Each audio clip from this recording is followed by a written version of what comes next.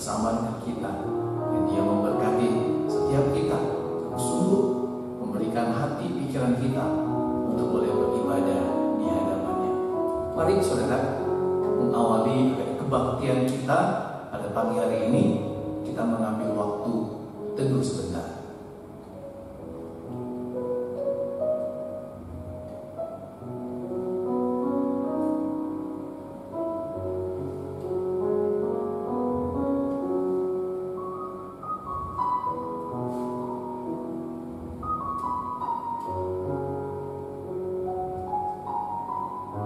Ibadah kita pagi ini dimulai dengan mengakui bahwa pertolongan kepada kita adalah dalam nama Tuhan yang menciptakan langit dan bumi. Turunlah kiranya atas kita anugerah dan sejahtera dari Allah Bapa, Anak, dan Roh Kudus. Amin. Suci, suci, suci, itulah Tuhan kita. Dia Allah yang kudus, Dia Allah yang suci. Di dalam keberadaannya, dan tidak ada yang sebanding dengan Dia. Dialah setiap kita umatnya boleh menyatakan satu penghormatan, sikap menyembah, memuja Dia, Allah kita yang adalah suci adanya.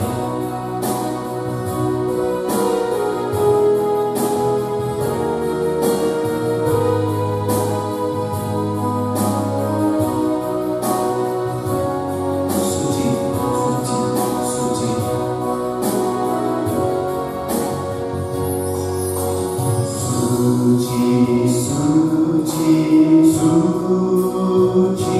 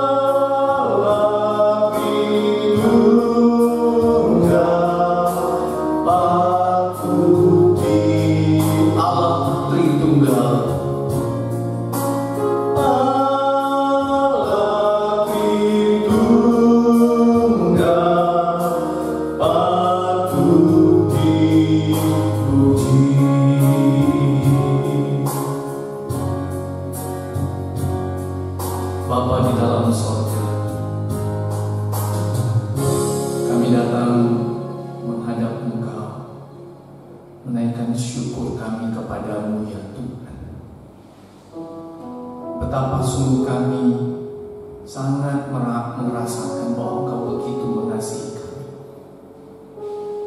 Saat ini kami sedang menghadapi satu kondisi yang tidak mudah.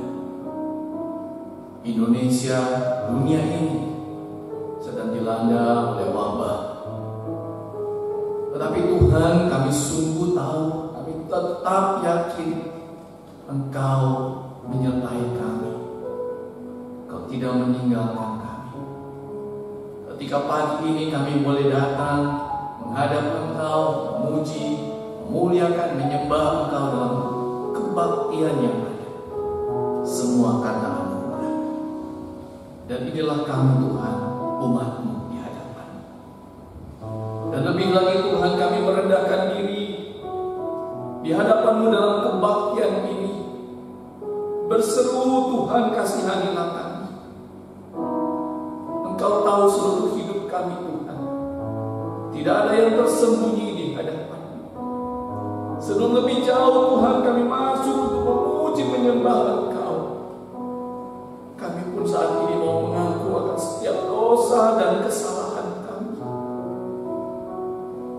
Engkau tahu isi hati kami, Tuhan. Engkau tahu pikiran kami. Dan kami pun tahu betapa Engkau mendapati ada hati, ada pikiran yang kotor, yang jahat, yang sering kali merusak relasi kami dengan Engkau, merusak relasi kami dengan sesama kami, yang membawa kami pada satu kehidupan yang egois, yang mementingkan diri sendiri, menjadi orang-orang yang tidak memuliakan Engkau. Tapi sebaliknya kami menyakiti Engkau, Tuhan. Perkataan kami, sikap kami, Tuhan, kami mohon ampun. Kasihani kami. Berikanlah kepada kami, Tuhan, hati yang terus mau mengasihi Engkau di dalam seluruh kehidupan yang kami jalani. Terima kasih Bapa, terima kasih. Kami percaya, yakin setiap kami anak-anak-Mu yang sungguh dengan rendah hati datang, menyatakan hati yang terbuka untuk dikoreksi, yang sungguh-sungguh kemudian memohon ampun, maka kami akan mendapatkan pengampunan daripada-Mu. Bukan karena kami, tapi karena kasih karunia-Mu semata-mata. Terima kasih Bapa, terpujilah Engkau. Di dalam nama anak-Mu Yesus Kristus kami berdoa, kami mengucap syukur. Amin. Saudara, biarlah setiap kita umat-Nya, kita yang dikasihinya, kita yang diberi anugerah untuk boleh memiliki iman dalam Yesus Kristus, biarlah kita terus boleh punya tekad, punya keteguhan hati untuk terus boleh mengikut Tuhan sesuai dengan yang Dia kehendaki. Mari pada saat ini saudara, kita bersama-sama sebagai orang-orang yang sudah diampuni, yang dicurahkan rahmat yang baru setiap hari, kita boleh menyatakan iman kita kepada Tuhan kita. Mari bersama-sama kita akan mengucapkan pengakuan iman rasuli. Pengakuan iman rasuli. Aku percaya kepada Allah, Bapa yang Maha Kuasa, Khalik langit dan bumi, dan kepada Yesus Kristus, Anak Tunggal Tuhan kita, yang dikandung dari Roh Kudus, lahir dari anak darah Maria, yang menderita sengsara di bawah pemerintahan Pontius Pilatus, disalibkan, mati dan dikuburkan, turun ke dalam kerajaan maut, pada hari yang ketiga bangkit pula dari antara orang mati, naik ke surga, duduk di sebelah kanan Allah Bapa yang Maha Kuasa, dan dari sana Dia akan datang untuk menghakimi orang yang hidup dan yang mati. Aku percaya kepada Roh Kudus, gereja yang kudus dan am, persekutuan orang kudus, pengampunan dosa, kebangkitan tubuh, dan hidup yang kekal. Amin. Saudara yang kasih Tuhan, setiap kita yang sudah memiliki iman di dalam Yesus Kristus, Tuhan yang kita sembah, biarlah kita selalu juga meyakini bahwa kita ada di dalam Dia, dan Dia Tuhan kita ada di dalam kita.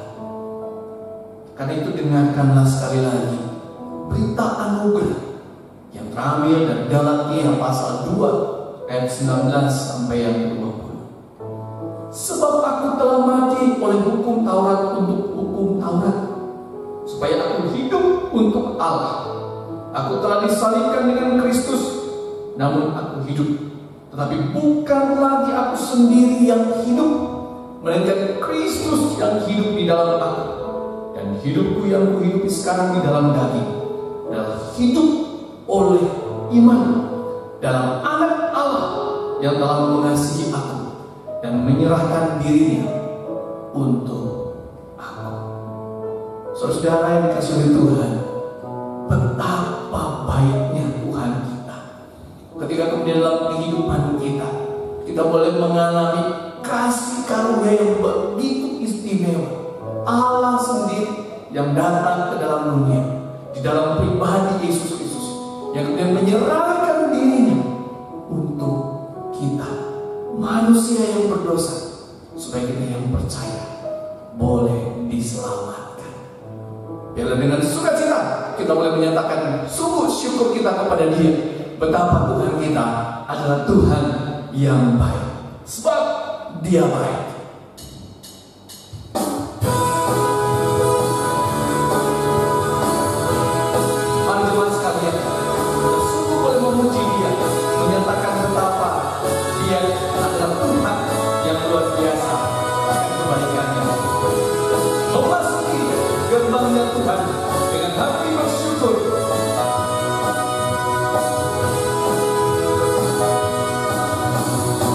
Memasuki gerbangnya Tuhan dengan hati yang bersyukur, ku bersorak memuji Tuhan, Dia sukacitaku, sebab Dia baik, Dia sungguh baik, kasih setianya untuk selamanya, sebab Dia baik, Dia sungguh baik, kasih setianya kekal selamanya.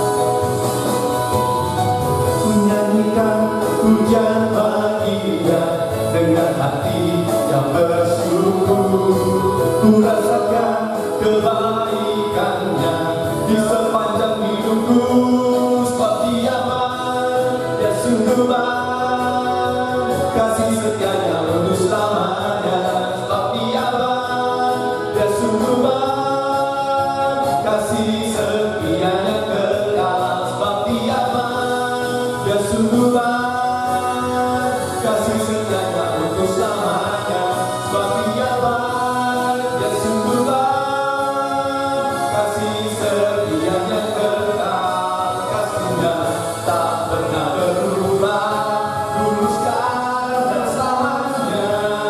Terpujilah Tuhan, terpujilah Yesus, terpujilah Tuhan, terpujilah Yesus, terpujilah Tuhan, terpujilah Yesus.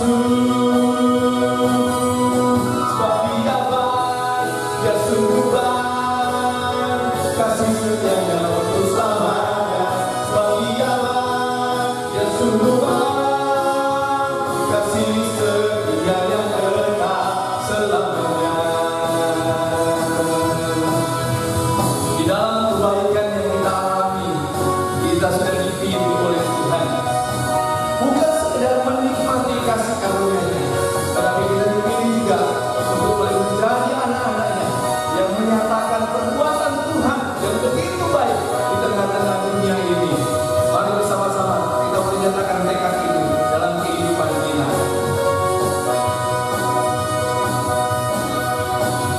Kita dipilih dan dikuduskan untuk memberitakan perbuatannya. Sekarang saatnya bagi nyatakan Yesuslah Raja pemenang. Untuk selamanya Dia berkuasa, telah diberikan bagi kita. Kerajaannya akan tergoncangkan sampai selamanya, sampai selamanya. Pengharapan bergelora dalam kita, kekal mulia nama-Mu Yesus Tuhan.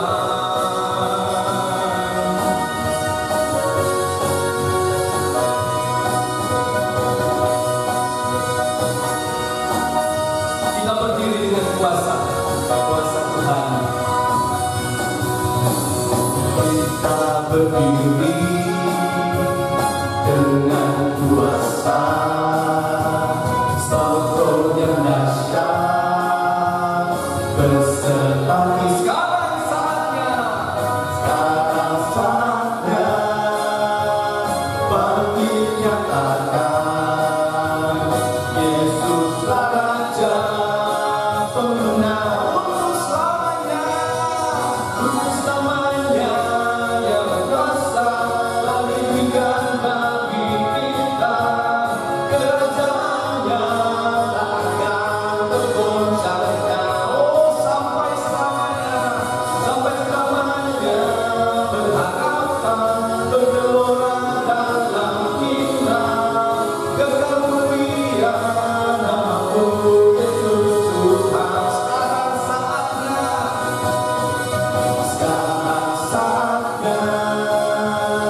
bagi nyatakan nama yang besar, Yesuslah Tuhan. Sekarang saatnya bagi nyatakan Yesuslah Raja pemenang. Untuk selamanya Dia berkuasa, telah diberikan bagi kita. Kerajaannya akan tergoncangkan sampai selamanya. Berharapan bergelora dalam kita, kekal mulia nama-Mu Yesus Tuhan. Oh kekal mulia Engkau Tuhan, termulia nama-Mu Yesus. Kekal mulia nama-Mu Yesus Tuhan.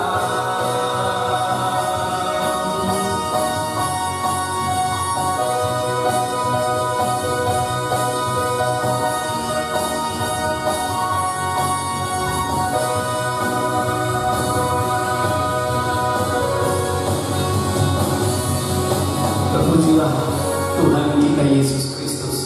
Kekal mulialah Engkau ya Tuhan, sampai selama-lamanya. Saudara yang dikasihi Tuhan, sungguh Tuhan kita itu begitu baik dalam hidup ini. Ketika kita tahu kita dapat kesempatan kembali untuk menghadapi mengadakan kebaktian, mengikuti kebaktian. Itu artinya kita dapat kesempatan untuk mendengarkan firman Tuhan. Tidak ada yang lebih indah yang bisa kita dapatkan selain firman Tuhan. Itu satu-satunya penolong kita, tuntunan kita dalam menjalani hari-hari dengan segala kesulitan yang ada. Mari kita siapkan hati kita, pikiran kita, sungguh-sungguh kita bilang, Tuhan, aku mau tunduk di dalam kasih karunia untuk menerima berkat firman.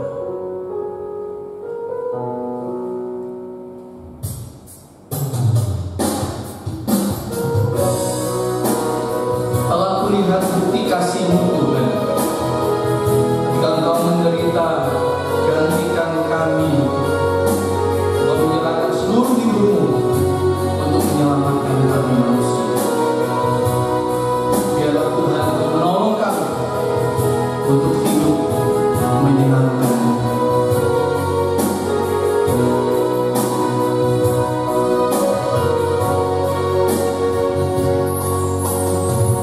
Telah kulihat bukti kasih-Mu, Kau menderita gantikanku. Dengan darah-Mu Kau selamatkanku. Kini ku hidup menyenangkan-Mu. Telah kulihat bukti kasih-Mu, Kau menderita gantikanku. Dengan darah-Mu Kau selamatkanku. Kini ku hidup menyenangkan-Mu. Terlalu besar kasih-Mu Bapa, pengorbanan yang Kau berikan bagiku.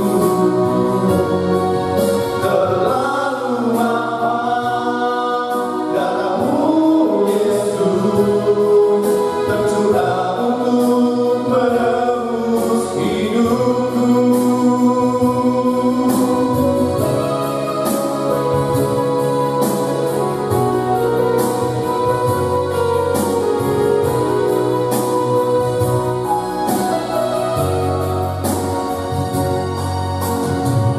Telah kulihat bukti kasih-Mu, Kau menderita gantikanku.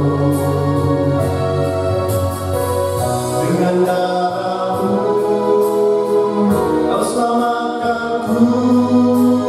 Kini ku hidup menyenangkan-Mu. Terlalu besar kasih-Mu Bapa, pengorbanan yang Kau berikan bagiku. Terlalu mahal darah-Mu Yesus, tercurah untuk menebus hidupku. Terlalu besar kasih-Mu Bapa, pengorbanan yang Kau berikan bagiku. Terlalu mahal darah-Mu Yesus, tercurah untuk menebus hidupku.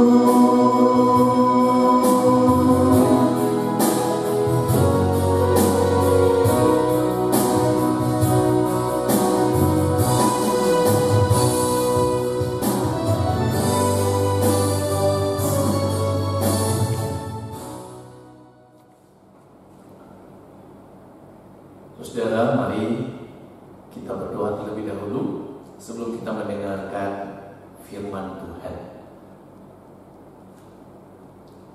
Bapa di dalam surga, kami sungguh mengucap syukur Tuhan atas kasih dan kemurahan-Mu bagi kami. Ketika kami terus boleh percaya bahwa Yesus Kristus adalah Tuhan dan Juru Selamat. Semua itu adalah kasih karunia. Dan Tuhan, dalam kasih karunia yang sudah kami dapatkan, kami tetap membutuhkan tuntunan-Mu Tuhan dalam kami menjalani hari-hari hidup kami. Karena itu Bapa, ketika waktunya bagi kami untuk membaca dan merenungkan firman Tuhan, mohon kiranya Engkau yang memberkati kami, sehingga Tuhan, hati pikiran kami biarkan diisi oleh kebenaran, kami dikuasai oleh kebenaran, dan hidup kami sepenuhnya hanya untuk menjalani kehendak Tuhan saja. Tuhan menolong kami, Tuhan menolong hamba yang akan menyampaikan firman. Terima kasih ya Tuhan. Di dalam nama Yesus Kristus kami berdoa, kami mengucap syukur. Amin. Saudara, firman Tuhan pada pagi hari ini saya ambil dari Injil Yohanes pasal 2 ayat 1 sampai ayatnya yang ke-11.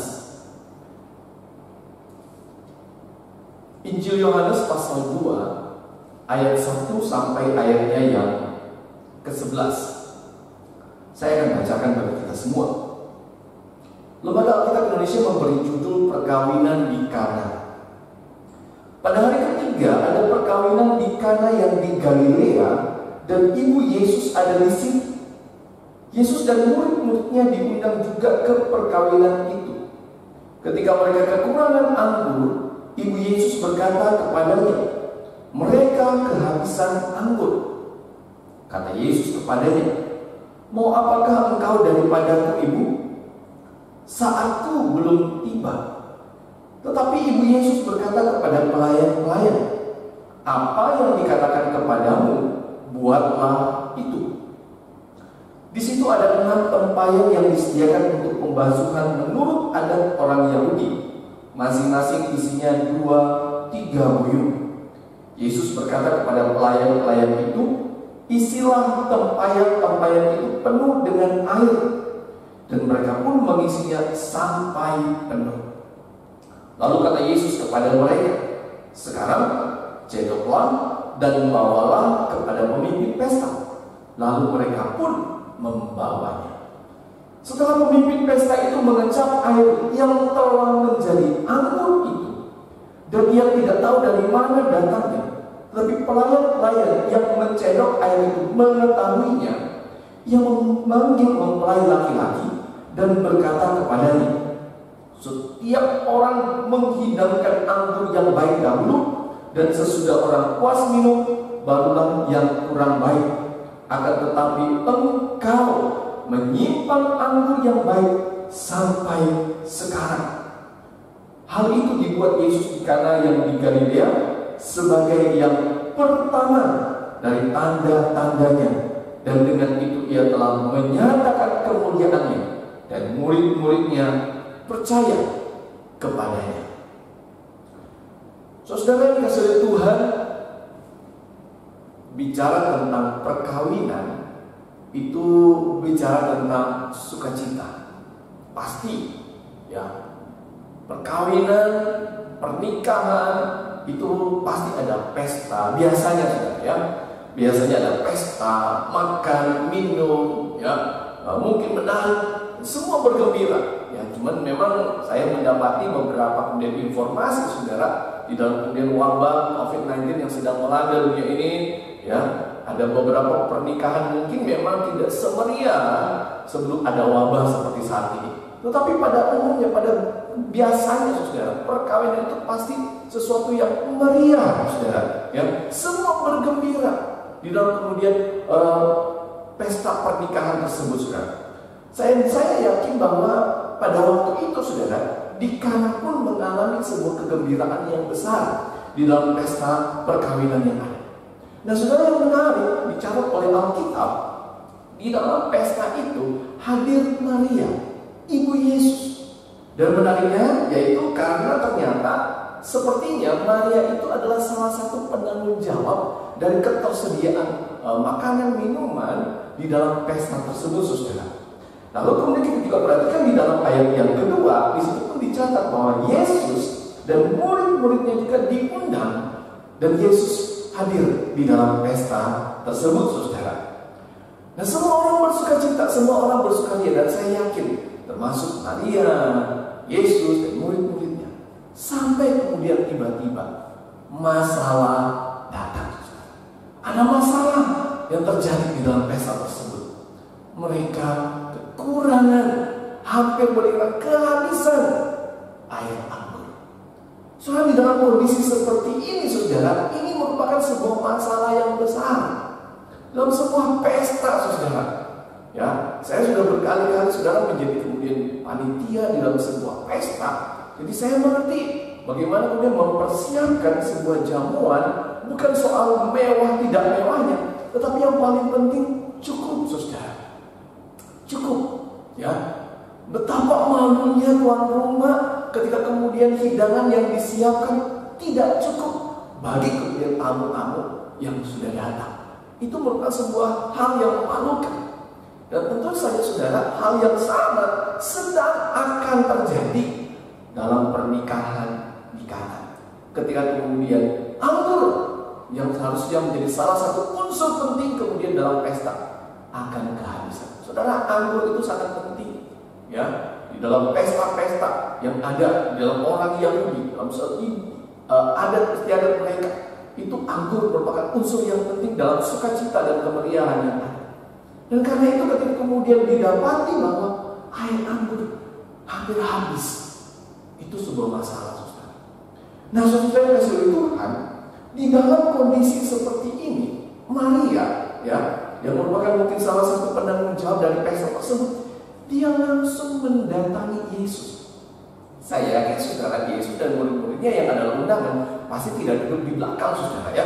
Mereka pasti duduk di depan, di tempat di mana tamu ada. Maka di situ kemudian mereka datang, ya, Maria datang dan menyampaikan kepada Yesus apa yang terjadi, saudara, pada waktu itu. Bagaimana kemudian pesta hampir kehabisan anggur, saudara.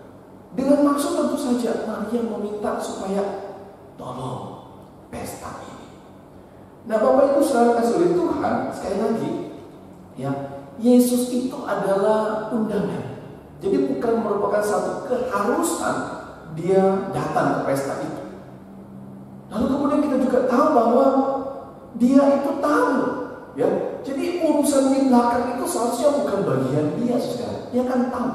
Urusan di belakang itu ya bagian kemudian mereka yang mengurusnya di belakang. Tetapi saudara, tentu saja kita harus ingat,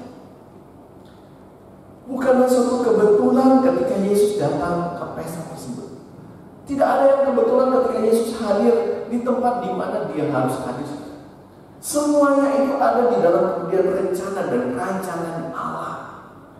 Karena itu saudara, kalau kita kemudian melihat pada ayat yang keempat, ya, Yesus sepertinya tidak ingin melakukan apa yang diminta oleh Maria ibunya, ya.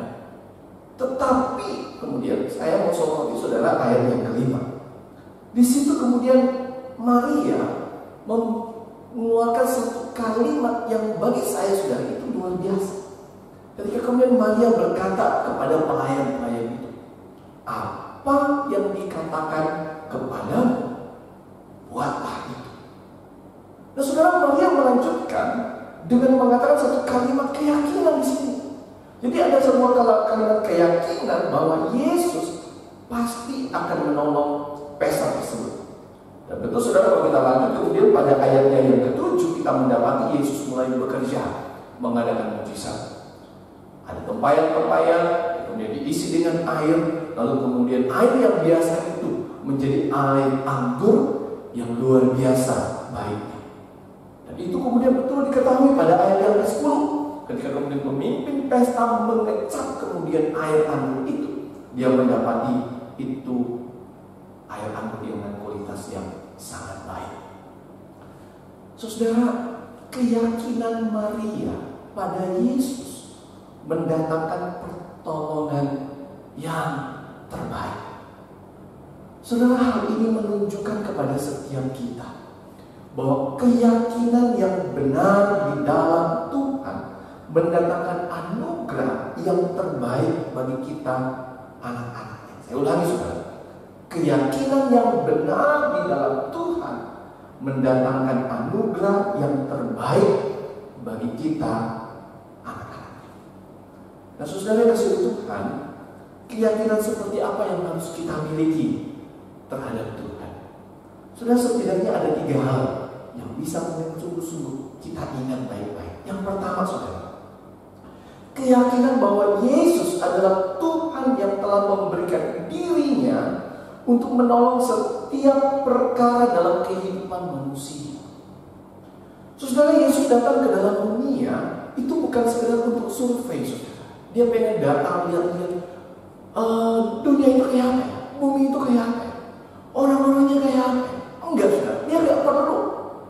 Tuhan tahu seperti apa kemudian dunia itu. Ya, Dia tahu apa yang sedang terjadi di dunia itu. Bagaimana situasinya, bagaimana kondisinya. Yesus tahu, Dia Tuhan. Yesus tidak datang ke dunia sekedar untuk jalan-jalan. Wah, pengen lihat tempatnya seperti apa sih kemudian misalnya Pontianak itu, seperti apa sih kemudian Jakarta itu, Indonesia itu bagaimana, ya, Amerika itu bagaimana. Enggak, saudara. Yesus tidak perlu jalan-jalan. Yesus tahu Dia Tuhan, saudara. Ya, Dia tahu segala sesuatu apapun yang terjadi pada waktu manusia hidup di dunia ini. Dia tahu segala-galanya, saudara. Jadi jelas, saudara, pada waktu Yesus datang ke dalam dunia itu dengan tujuan yang jelas, bahwa Dia datang untuk menolong manusia dengan segala kesulitannya, saudara. Saudara, saya juga yakin bahwa itulah yang menjadi tujuan ketika Yesus hadir dalam perkawinan di Kana. Satu sisi benar, Yesus hadir untuk kemudian menyatakan berkat-Nya kepada mempelai pada kemudian acara tersebut. Dia juga datang untuk ikut memeriahkan pesta perkawinan tersebut. Tetapi juga Dia tahu bahwa Dia datang untuk menolong pesta tersebut. Saudara, mari coba kita perhatikan, saudara. Berbicara tentang anggur, itu bicara tentang lahiriah. Itu bicara tentang diri manusia, saudara. Coba perhatikan, apakah kalau mereka pada waktu itu kekurangan anggur, apakah mereka akan kemudian menjadi orang-orang yang kehausan? Apakah kemudian mereka bisa mati karena kehausan? Tamu-tamu kemudian akan menjadi tidak berdaya karena kehausan? Saya yakin jawabannya tidak, saudara. Ya, itu lebay, saudara, betul kan? Itu tidak mungkin. Ya, bisa saja kalaupun air anggur yang kemudian mungkin yang baik itu sudah habis, mungkin diganti dengan air anggur yang mungkin dengan kualitas yang kurang baik. Atau kalaupun tidak ada air anggur, ya sudah ganti dengan air biasa saja. Lalu kemudian tetap semua bisa minum, walaupun memang kemeriahannya tidak seperti kalau ada air anggur yang murni.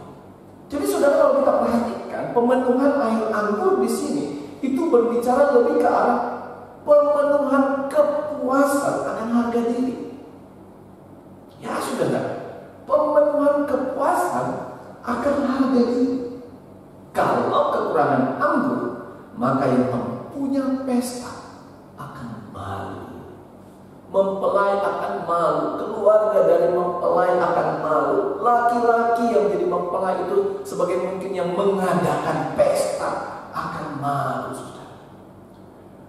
Dan Yesus, kalau kita melihat pada ayat yang keempat, sepertinya memang Yesus tidak ingin melakukan sesuatu untuk menolong pesta tersebut. Tapi perhatikan, saudara, itu bukan karena permintaan yang salah, bukan. Tetapi lebih kepada soal waktu. Yesus berkata bahwa waktunya belum tiba. Nah, tapi kita tidak kemudian fokus di situ. Sudah, kita fokus kemudian kepada kemudian isi permintaan. Ya, bagaimana kemudian Maria datang dan meminta tolong supaya Yesus menolong pesta tersebut. Saudara, yang kemudian memang akhirnya Yesus menolong pesta tersebut. Dia menolong mengadakan air anggur bagi kemudian yang mempunyai pesta. Bapak Ibu Saudara kasih Tuhan, hal ini memperlihatkan kepada kita. Coba sama-sama kita pikirkan dan renungkan. Kita memiliki Yesus yang peduli akan segala keadaan anak-anaknya di dunia. Persoalan manusia adalah persoalan Yesus juga. Masalahmu adalah masalah Yesus. Pergumulanmu adalah pergumulan Yesus. Kepedihanmu adalah kepedihan Yesus. Sukacitamu adalah juga sukacita dari Tuhan. Saudara, mari coba kita perhatikan di dalam Keluaran pasal 3. Saya ajak saudara melihat satu bagian firman Tuhan di dalam Keluaran pasal 3 ayat 7 dan 8. Saudara, di situ konteksnya adalah tentang orang Israel yang berada diperbudakan di tanah Mesir. Ya, Firaun yang kejam memperbudak orang Israel dengan begitu kejamnya. Orang Israel menderita. Dan di dalam ayat 7 pasal 3, di situ dikatakan bahwa Tuhan memperhatikan apa yang terjadi pada orang Israel. Kesengsaraan mereka, penderitaan mereka, seruan mereka, keluhan mereka, teriakan mereka minta tolong. Itu kemudian Tuhan dengar. Lalu kemudian pada ayat yang selanjutnya dikatakan, sebab itu aku telah turun. Tuhan datang. Tujuannya apa? Jelas. Turun, menolong, melepaskan mereka dari tangan orang Mesir. Lalu apalagi? Menuntun mereka keluar dari negeri itu. Kemana? Ke suatu negeri yang baik. Jadi Tuhan di tempatnya yang maha kudus, maha mulia, Dia turun. Untuk apa? Untuk menolong. Dia mau melepaskan, lalu membawa orang Israel itu keluar menuju suatu tempat yang baik. Wow, saudara, itu Tuhan kita. Saudara perhatikan juga kemudian di dalam Perjanjian Baru, Yohanes 3, kita semua tahu ayat 16 dan 17. Yohanes 3 ayat 16 dan 17. Karena begitu besar kasih Allah akan dunia ini, sehingga Ia telah mengaruniakan anaknya yang tunggal, supaya setiap orang yang percaya kepadanya tidak binasa, melainkan beroleh hidup yang kekal. Sebab, nah ini sudah ayat 18, ayat 17. Sebab Allah mengutus anaknya ke dalam dunia, bukan untuk menghakimi dunia, melainkan untuk menyelamatkannya oleh Dia. Jadi Tuhan datang untuk menyelamatkan manusia. Saudara, kalau kemudian di dalam perenungan saya ini, saudara, saya belum berpikir, apakah Tuhan hanya menolong manusia, peduli manusia untuk hal-hal yang besar, untuk masalah-masalah yang besar? Saudara, kemudian ayat firman Tuhan menunjukkannya kepada kita. Saudara, buka Lukas pasal 21, saudara. Lukas pasal 21. Saudara, kalau perhatikan ayat 7 sampai ayat 17, saudara, di situ Yesus berbicara tentang hal-hal yang besar. Manusia kita, saudara, orang Kristen, pengikut Kristus, itu dibenci oleh dunia.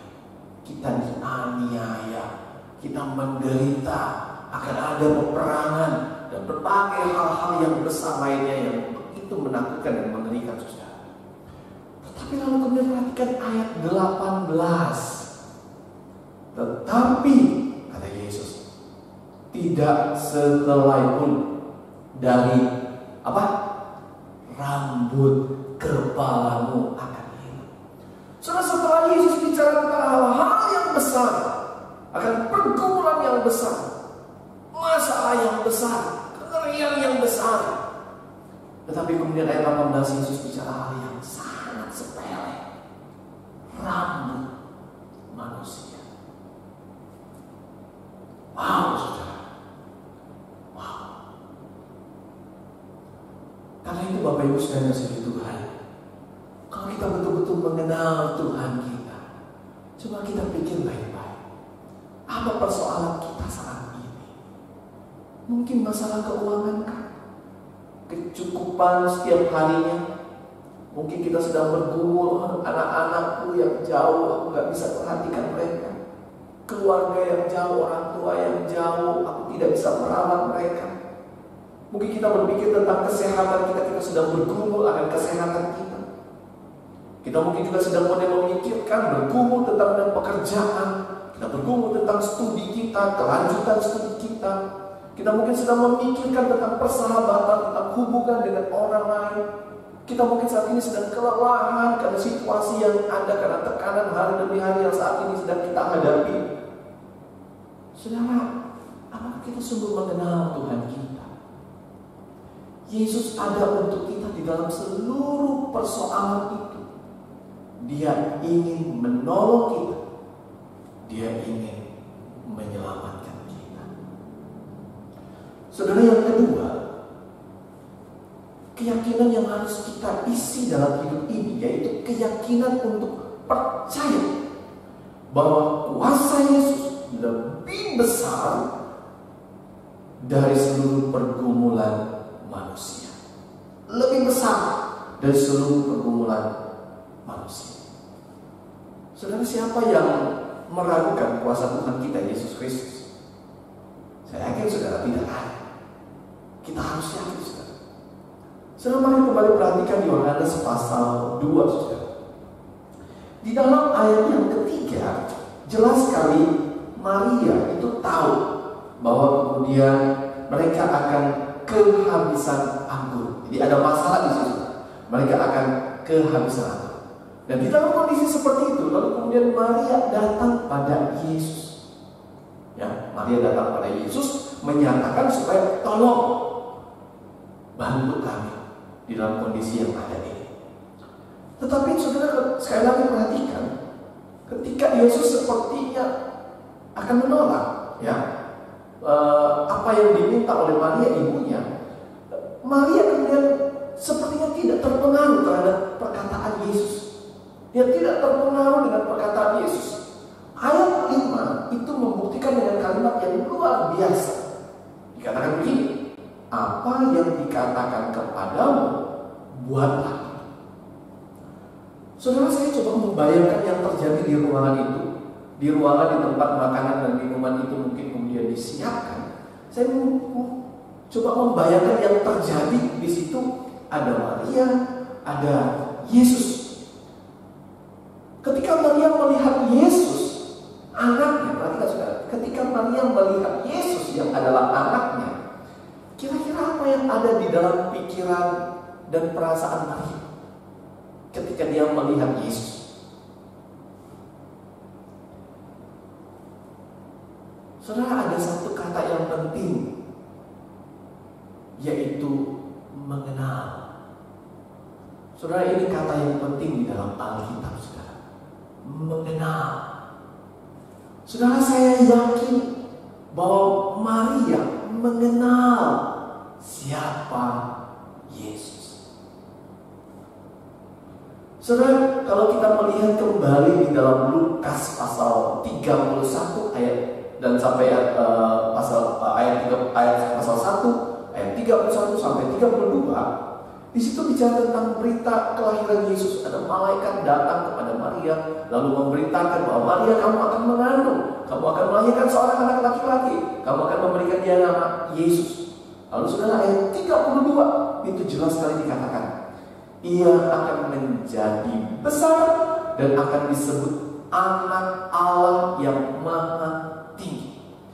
Ia akan disebut anak Allah yang maha tinggi. Saudara, Maria tahu Yesus adalah anak Allah yang maha tinggi. Yesus adalah Tuhan dengan kuasa yang luar biasa. Karena dia Tuhan, tidak ada hal yang tidak bisa dilakukan oleh Yesus. Dia pasti punya kuasa yang besar. Kalau hanya untuk kemudian air anggur, pastilah tidak menjadi sebuah masalah bagi Yesus. Lalu saudara, bagi seorang ibu, sebagai seorang ibu, saudara, saya yakin Maria tahu Yesus yang adalah Tuhan itu. Tetapi juga Maria tahu Yesus adalah anak yang baik. Oh iya, saudara, Maria yang mengandung Yesus selama 9 bulan lebih. Maria kemudian yang melahirkan Yesus dengan kesakitan. Maria kemudian yang terus membesarkan Yesus sejak dari lahirnya sampai kemudian Yesus besar. Maria tahu, Maria mengenal seperti apa Yesus. Yesus pasti seorang anak yang baik, seorang anak yang taat, yang patuh, seorang anak yang mengasihi papa dan mamanya, seorang anak yang suka menolong, membantu orang tuanya, berbakti pada orang tuanya. Yesus pasti juga seorang kemudian kakak yang baik, saudara yang baik, yang juga kemudian membantu merawat adik-adiknya, menjaga adik-adiknya. Yesus seorang anak yang baik. Dan memang itulah Tuhan kita. Yesus adalah Tuhan yang baik, saudara. Jadi Anda bayangkan Tuhan kita, Yesus Kristus, adalah Tuhan yang maha kuasa, tapi juga Tuhan yang baik. Luar biasa baiknya, saudara. Saudara, di dalam pengenalan seperti inilah Maria percaya kepada Yesus. Saudara perhatikan saudara ayat 11 dari Yohanes pasal 2. Saudara di situ dikatakan begini, ayat 11. Hal itu dibuat Yesus di Kana yang di Galilea sebagai yang pertama dari tanda-tandanya. Saudara dengan jelas sekali bahwa ini adalah mukjizat yang pertama yang Yesus lakukan, saudara, di depan banyak orang. Dengan kata lain, saudara, sebelum peristiwa ini, Yesus belum pernah melakukan tanda-tanda. Sebelum peristiwa ini, saudara, Maria belum pernah melihat Yesus melakukan tanda-tanda mukjizat. Belum pernah. Ini pertama kali. Tetapi saudara, perhatikan. Maria tidak membutuhkan tanda-tanda mukjizat terlebih dahulu, baru dia akan meminta pertolongan kepada Yesus. Maria belum pernah melihat mukjizat dari Yesus, tetapi Maria percaya. Bapak Ibu saudara kasih Tuhan, berapa lama kita mengenal Tuhan kita Yesus Kristus? Sudah berapa lama? Saudara, mungkin sudah begitu lamanya kita mengenal Tuhan kita, Yesus kita, dan kuasanya. Tetapi kadang-kala kita meragukan Dia, tanpa mungkin kita sadari kita meragukan Dia yang terus bekerja dalam kehidupan kita, memberikan yang terbaik bagi kita. Kadang-kala kita melupakan bahwa Dia Tuhan yang Maha Kuasa.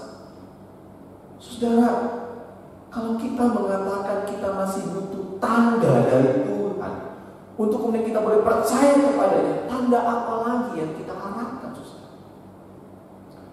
Saudara, apakah belum cukup tanda salib Yesus Kristus bagi kita? Apakah belum cukup kuasanya, kasihnya yang telah menampung semua dosa umat manusia, dosamu dan dosamu? Oh saudara, sesungguhnya salib Kristus adalah tanda terbesar betapa besar kuasa dan kasihnya untuk menolong manusia dengan seluruh persoalan hidupnya. Saudara, masihkah kita meragukan Dia? Persoalan apakah yang terlalu besar bagimu, saudara, sehingga kemudian tidak bisa diselesaikan oleh Tuhan Yesus? Mari saudara, pandang salibnya. Ingat karya keselamatannya. Percayalah kepadanya dengan sungguh-sungguh. Jangan engkau ragu. Dia mampu memelihara hidupmu sampai saat ini. Dia mampu untuk terus memelihara hidup. Firman Tuhan di dalam Yesaya 46 ayat 4. Ini penguatan bagi kita, saudara. Tuhan berkata, sampai masa tuamu aku tetap diam, dan sampai masa putih rambutmu aku menggendong kamu. Aku telah melakukannya dan mau menanggung kamu terus. Aku mau memikul kamu dan menyelamatkan kamu. Saudara, yang ketiga, keyakinan apa yang harus kita isi dalam hidup ini? Saudara, yang ketiga adalah keyakinan bahwa kehendak Tuhan adalah yang terbaik. Yang terbaik. Saudara, kita kembali ke Yohanes pasal 2. Saudara, banyak orang seringkali kurang melihat tokoh-tokoh yang ada dalam peristiwa ini. Nah, coba kita lihat satu persatu, saudara. Di situ ada Ibu Yesus, Maria. Di situ ada Yesus dan murid-muridnya. Di situ kemudian ada pelayan-pelayan, ada pemimpin pesta, lalu kemudian juga ada mempelai ketiganya. Ya, Oke, lalu ada mungkin secara tidak langsung pasti ada tamu. Karena Yesus pun termasuk tamu di situ. Jadi ada tamu-tamu yang lain, saudara. Nah, saudara, ada tokoh yang menjadi sorotan bagi saya saat ini, saudara, yaitu pelayan-pelayan. Ya, mungkin saudara menjawab sama dengan saya, saudara. Ya. Pelayan-pelayan, saudara. Saudara, mereka ini adalah salah satu tokoh sentral di dalam kemudian peristiwa perkawinan di Kana, dengan melihat apa yang terjadi ketika mereka kehabisan anggur, lalu kemudian tiba-tiba menjadi punya anggur lagi, bahkan dengan kualitas yang sangat baik, saudara.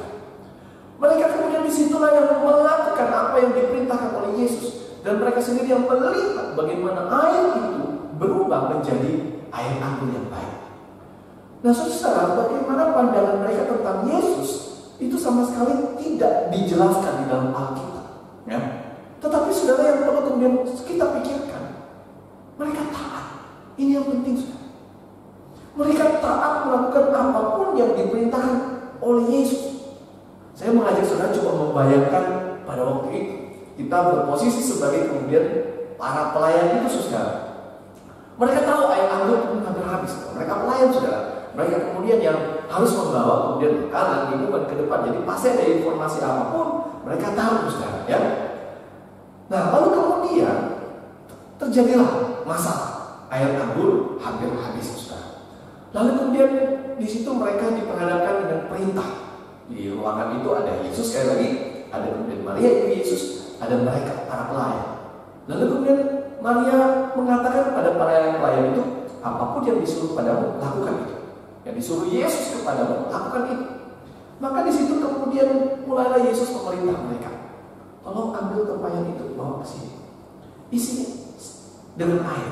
Saudara, Alkitab mencatat, ya, ini penting, saudara. Alkitab mencatat mereka mengisinya sampai penuh, dan mereka pun mengisinya sampai penuh. Saudara, perhatikan, ini bukan sebuah kebetulan atau seakan-akan tidak ada arti ketika Alkitab mencatat dan mereka pun mengisinya sampai penuh. Lalu saudara, kemudian Yesus berkata apa? Cedoklah dan bawalah kepada pemimpin pesta. Itu ayat 8. Lalu mereka pun membawanya. Saudara, kalimat-kalimat penjelasan itu punya maksud. Kenapa harus ditulis, saudara? Itu penting, saudara. Ya. Lalu kemudian betul mereka bawa. Saudara, pada waktu kemudian mereka bawa, coba saudara bayangkan kira-kira bagaimana reaksi dari pelayan-pelayan itu pada waktu membawa air yang sudah dicedok itu kepada pemimpin pesta. Saudara, kira-kira apa yang ada dalam pikiran para pelayan-pelayan itu? Saudara, saya coba memikirkan, saya coba menjadi pelayan, saya pasti bingung, saudara. Aduh, kok bawa air ya? Gimana nih? Mendingan mungkin pergi beli sebentar ya air anggur, walaupun mungkin kualitasnya kurang bagus. Mungkin mereka berpikir seperti itu, mereka bingung atau mereka takut. Ini bagaimana ini kalau nanti dimarahin? Aduh, bagaimana ini? Atau mungkin lucu bagi mereka. Mereka sudah menunggu di pintu, lalu dia lihat, nengok ini pemimpin pesta mau minum, nanti dia pikir itu air anggur, ternyata air biasa. Mereka lagi menanti-nantikan bagaimana reaksi pemimpin pesta. Mereka mungkin menunggu dan melihat seperti apa kelanjutan. Nah, saudara, selanjutnya kemudian kita tahu, kita mencatat air itu setelah dikecap oleh pemimpin pesta. Ketika dikecap dia berkata, wah, ini air anggur yang baik. Sampai bahkan kemudian pemimpin pesta itu kemudian memanggil mempelai laki-laki itu dan berkata di depan semua tamu-tamu yang ada. Dia berkata, biasanya kalau di pesta itu di awal-awal yang dikasih yang terbaik. Nanti sudah di belakang-belakang baru kemudian memberikan kemudian anggur dengan kualitas yang kurang baik. Tetapi engkau, kata pemimpin pesta kepada mempelai itu, sampai sekarang kau menyediakan anggur dengan kualitas yang baik.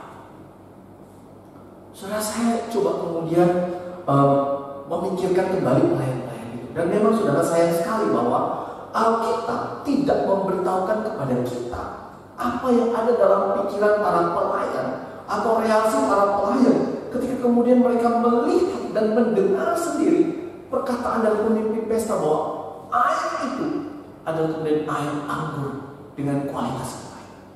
Mungkin mereka speechless sampai nggak bisa ngomong, sampai mata mungkin berbinar-binar, sampai mungkin mereka dengan mereka pelayan. Kok bisa? Mereka terkagum-kagum akan apa yang terjadi, saudara. Saudara, itu tidak dicatat memang di dalam Alkitab. Tapi saudara, ketika saya kembali memikirkan kenapa itu tidak dicatat, memang mungkin bukan itu yang penting. Di dalam peristiwa ini mungkin yang memang mau diangkat khusus untuk para pelayan itu bicara tentang taat. Mereka taat. Ketika diminta untuk kemudian mengisi air, mereka mengisi. Ketika kemudian disuruh untuk bawa kemudian air itu kepada pemimpin pesta, mereka pergi membawanya. Kita mencatat, saudara. Saudara, di sini bicara tentang taat. Nah, saudara, ketika berbicara tentang taat, bukankah seharusnya itu pun yang terjadi dalam kehidupan kita? Kita taat pada Tuhan.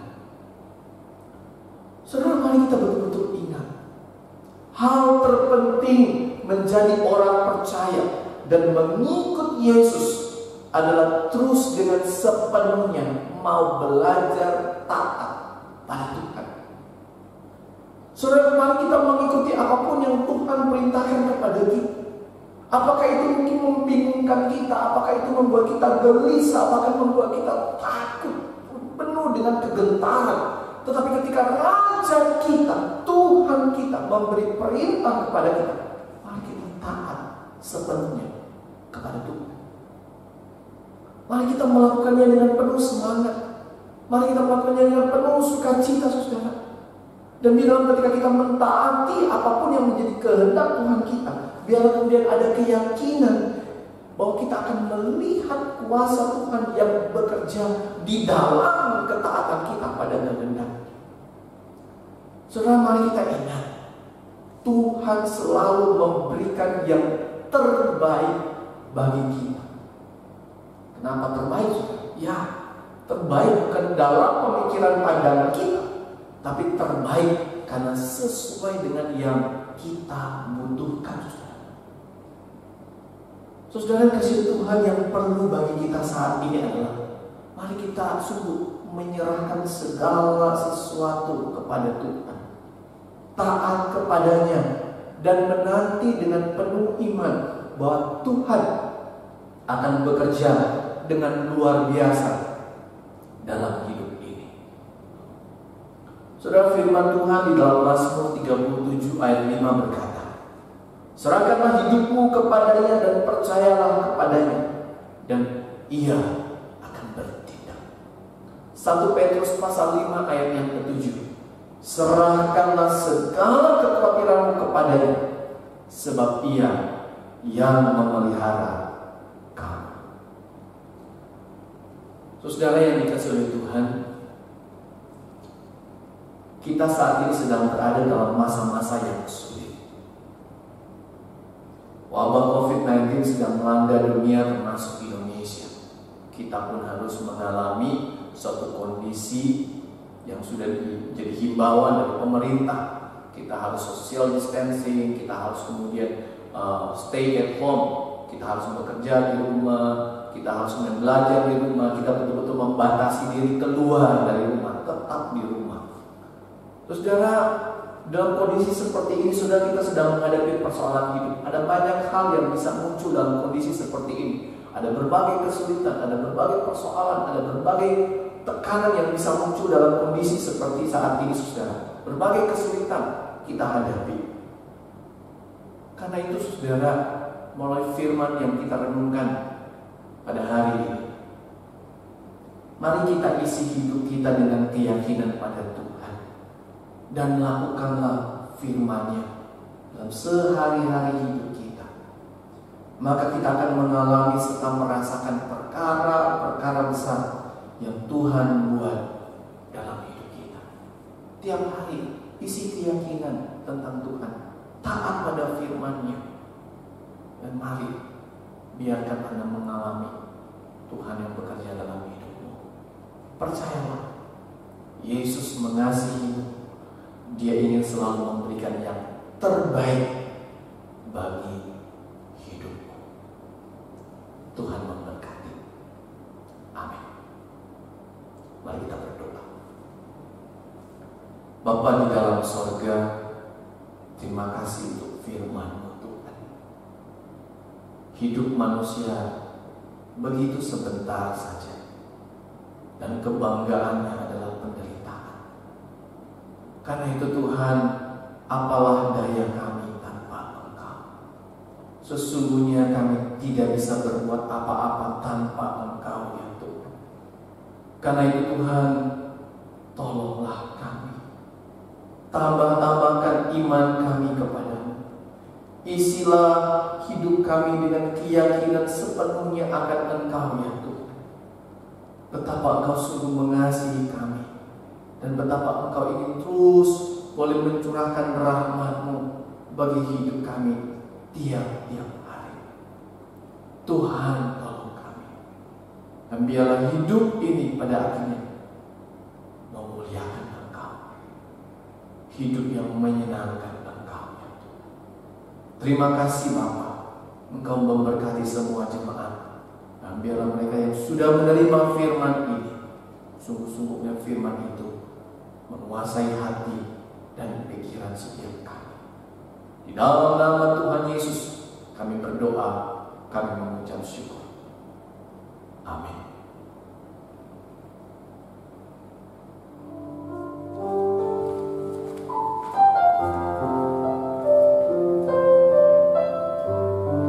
Saudara yang dikasihi Tuhan, ada banyak hal di dunia ini yang bisa merusak keyakinan kita kepada Tuhan. Tapi biarlah firman yang sudah kita renungkan bersama tadi menguatkan iman kita, keyakinan kita kepada Tuhan, bahwa Dialah yang memegang pimpinan atas hidup kita hari demi hari.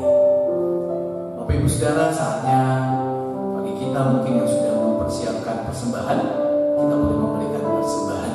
Mari kita kembali memuji Tuhan, memuliakan Tuhan dengan satu keyakinan, Tuhan memegang pimpinan.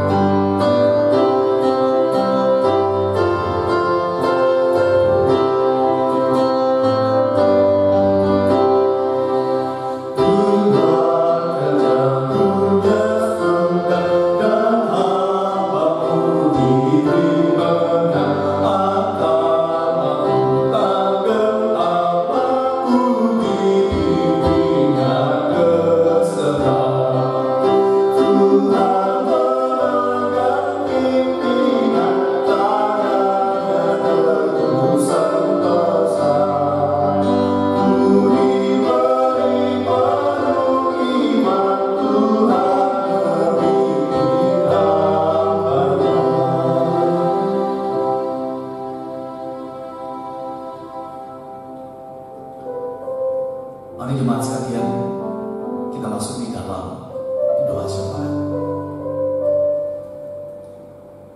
Bapa di dalam sorga, Bapa yang kami sembah, kami kenal di dalam Yesus Kristus. Sungguh kami mengucap syukur atas hari-hari hidup kami yang dipelihara oleh Tuhan. Tidak ada waktu di mana kami lewat tanpa Tuhan melihat kami. Kasih sayang Tuhan selalu melingkupi kami. Terima kasih ya Tuhan. Pada saat ini kami sungguh mau berdoa Tuhan untuk kehidupan jemaat-Mu, kehidupan hari demi hari yang mereka saat ini sedang jalani.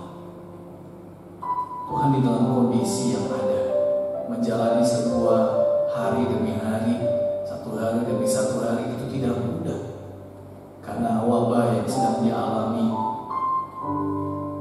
oleh dunia ini, termasuk di Indonesia. Ketika kami memikirkan bukan saja tentang diri kami memikirkan juga keluarga kami. Tuhan, berikan kami damai sejahtera. Tapi kami memikirkan keluarga kami yang jauh. Ada orang tua yang memikirkan anak-anaknya yang jauh karena harus studi. Tuhan, kiranya yang menyertai mereka, Tuhan yang memberkati mereka, Tuhan yang menjaga mereka. Demikian juga Tuhan, keluarga dan jemaat-Mu, khususnya orang tua mereka, ketika memikirkan keberadaan mereka, ada rasa khawatir karena sebagai anak tidak bisa melihat, tidak bisa mungkin merawat. Tuhan, kasihani. Biarlah Engkau juga Allah yang bersama dengan orang tua dan jemaat-Mu dimanapun mereka berada. Engkau yang memelihara, Engkau yang memberkati dengan kesehatan yang baik. Tuhan yang menolong. Biarlah Tuhan, setiap kami boleh meyakini bahwa kami sungguh disertai dalam seluruh kehidupan yang kami jalani, termasuk kami pun yang ada di sini. Kami disertai oleh Tuhan. Tuhan, saat ini pun mau masuk berdoa untuk jemaat-Mu di dalam pekerjaan yang mereka tekuni. Ada sebagian yang sudah bekerja di rumah selama kemudian arahan himbauan dari pemerintah untuk stay at home. Tuhan, biarlah Engkau yang memberkati agar tetap ada semangat untuk bisa mengerjakan walaupun dari rumah. Demikian juga Tuhan, aku mau berdoa untuk jemaat-Mu yang mungkin memang tetap harus keluar bekerja di luar rumah. Satu kondisi yang tidak bisa dipilih. Tuhan, kiranya yang menyertai, Tuhan kiranya yang menolong, Engkau yang menjaga, Engkau melindungi, sehingga Tuhan, ketika mereka itu pergi di tempat di mana mereka bekerja, ketika mereka pulang, mereka sungguh disertai oleh Tuhan. Ada mungkin rasa takut dalam mereka menjalani pekerjaan, tapi biarlah damai sejahtera Tuhan memenuhi hati pikiran mereka. Tuhan menolong. Demikian juga Tuhan, saat ini mau berdoa studi dari anak-anak kami, dari para mahasiswa dengan kondisi stay at home, membuat kemudian sekolah-sekolah, perguruan-perguruan tinggi harus kemudian ditutup untuk sementara dan kemudian melanjutkan pembelajaran di rumah. Engkau yang memberkati agar setiap anak-anak-Mu, setiap para mahasiswa tetap punya semangat untuk boleh belajar di rumah, mengerjakan tugas-tugas yang sudah disiapkan oleh para pengajar mereka. Tuhan juga kiranya yang memberkati di antara jemaat yang ada yang juga berprofesi sebagai guru. Mereka punya kemudian kesibukan tambahan. Ketika mereka dulunya harus meninggalkan rumah dan hanya fokus pada pekerjaan, kali ini dengan pekerjaan mengajar, sebagian mereka harus melihat keluarga sambil mereka juga mempersiapkan bahan ajar bagi anak-anak murid mereka. Tuhan yang memberkati akan anak-anakmu ini dalam profesi mereka sebagai guru. Mereka boleh bekerja dengan baik, dengan tenang dan yakin Tuhan menolong waktu demi waktu, hari demi hari. Demikian juga Tuhan, kami mau berdoa untuk kesehatan kami. Tuhan tolong berikan kami hikmat bijaksana untuk kami tetap boleh menjaga kesehatan kami. Selama kami harus mengikuti himbauan pemerintah stay at home, kami benar-benar menjaga kesehatan kami. Tuhan berikan kami hikmat bijaksana bagaimana kondisi kesehatan yang harus kami jaga tetap dalam keadaan baik. Terlebih dari semuanya itu Bapa, kami mau berdoa untuk iman kami. Tambahkan iman kami Tuhan, untuk kami terus yakin Tuhan menyertai kami. Dan di dalam iman ini juga Tuhan, kami mau menyatakan syukur kami, karena dari antara jemaat kami ada yang sudah kemudian Engkau berkati ketika dia sempat mengalami sakit, tapi Engkau sembuhkan. Terima kasih Tuhan, terima kasih. Semua karena kebaikan-Mu Tuhan. Demikian juga dalam kondisi stay at home ini kami masih tetap bisa beribadah, bahkan kami sudah bisa mulai mengadakan ibadah secara online. Sudah mulai di temu doa pada hari Rabu kemarin, mulai lalu kemudian dilanjutkan dengan Minggu ceria, Sabtu ceria, lalu kemudian pada hari ini dengan kebaktian umum, semua karena kemurahan Tuhan. Terima kasih Tuhan, terima kasih. Dan terlebih dari semuanya itu juga Tuhan, untuk hari ini, untuk pagi ini, kami bersyukur untuk firman yang sudah kami dengarkan. Biarlah firman itu memenuhi hati kami, pikiran kami ya Tuhan. Supaya hidup ini adalah hidup yang hanya menyenangkan hati Tuhan. Terima kasih Bapa. Terpujilah nama. Ini doa kami, syukur kami, permohonan penyembahan kami bawa di dalam nama Tuhan Yesus. Amin. Saudara yang kasih Tuhan, mari kita akan mengakhiri kebaktian kita pada pagi hari ini. Biarlah sungguh pujian, penghormatan, pengagungan, dan kemuliaan kita benar-benar mau nyatakan hanya kepada Tuhan kita. Mari bersama kita mengakhirinya dengan doksologi.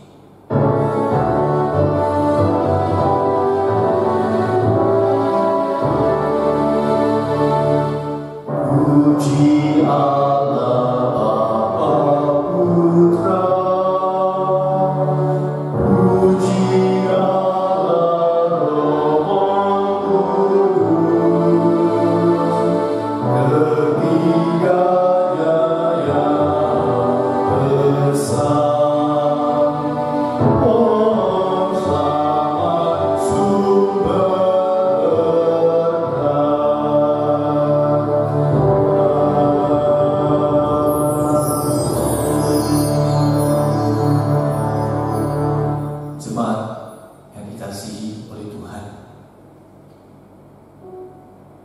arahkanlah hatimu, carilah Tuhan, percayalah kepadanya, dan peganglah teguh janji berkat-Nya.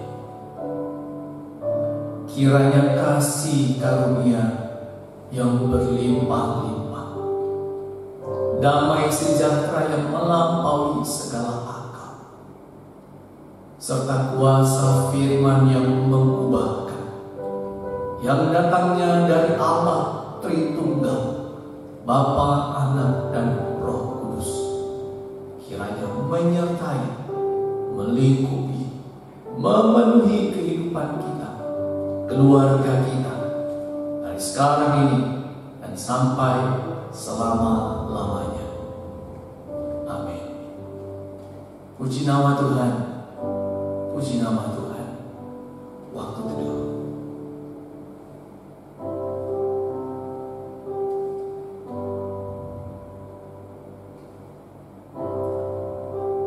Sampai di sini, Bapak Ibu Saudara yang dikasihi oleh Tuhan, kebaktian pada hari Minggu ini. Dan setiap kita sungguh boleh mengalami Tuhan, mengalami kasih karunia-Nya, berkat